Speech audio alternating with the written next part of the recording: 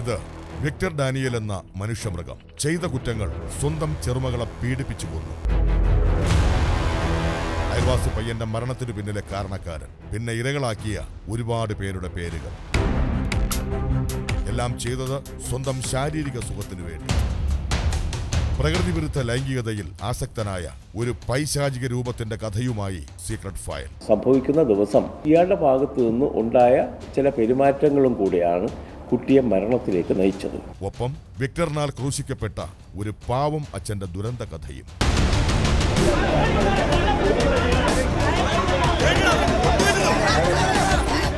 കാണുക secret file. കുഞ്ഞിൻ്റെ ജീവൻ നഷ്ടപ്പെടുമെന്നോ എൻ്റെ കുഞ്ഞിനെ ഇങ്ങനെ ശാരീരികമായിട്ട് ഉപദ്രവിക്കുമെന്നോ എനിക്കറിയത്തില്ലായിരുന്നു.